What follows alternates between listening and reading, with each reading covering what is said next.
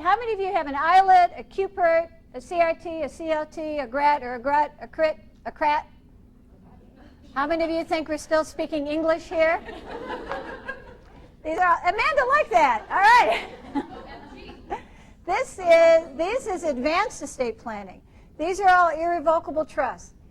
An islet is an irrevocable life insurance trust.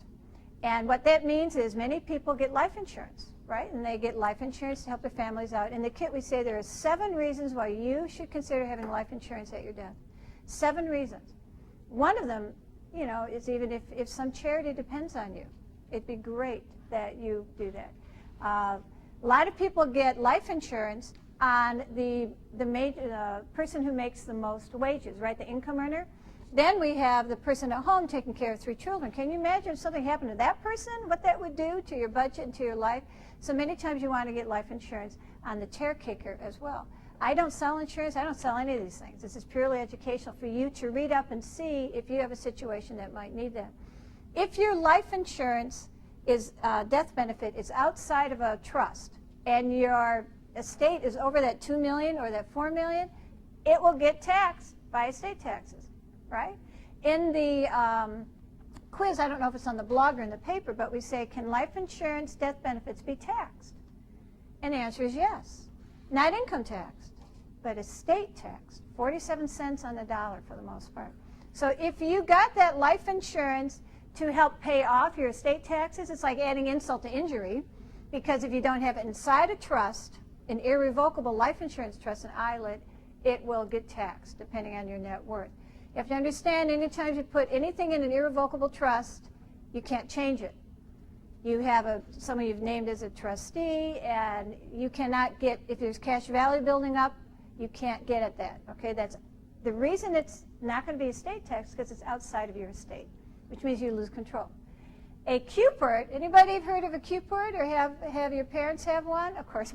Well, Maureen also helped proof the kit, you know, as did Nella Webster, who we had all expert advisors in Orange County proof every chapter in the book. So all the partners and firms, bless you. So qualified personal residential trust.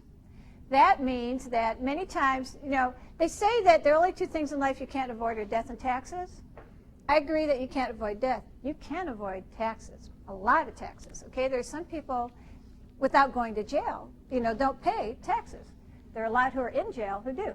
But you can put your house, depending on your situation, into a trust. Many times people do this once they're a little bit older, like they're 70 years old and up, and their estate is way high. Many times your house is one of your biggest assets, right? We did this for my mother. She had a little over the amount for the estate taxes, and you can put your house in a trust, which means, and you say for 7 or 10 years, you put a term on it, and after that time, you don't own your house anymore. It's outside your estate. And the beneficiaries of that trust own the house, so you rent it back. So many times people do this with their adult children. That we have 3 kids in our family, we own my mother's house. Now you must have a good relationship with your children to do this, because they could kick you out. Not a good thing, right?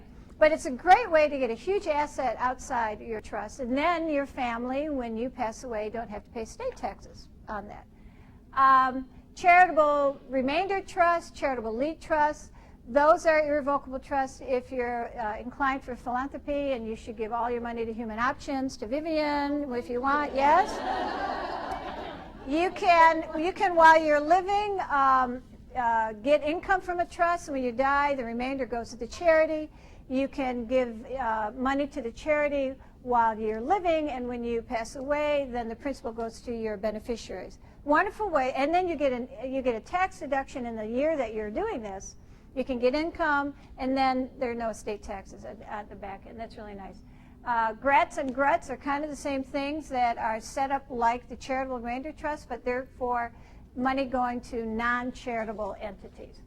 So those are all the sort of things that when you're thinking in terms of how do I not pay estate taxes, how does my family, that's what you want.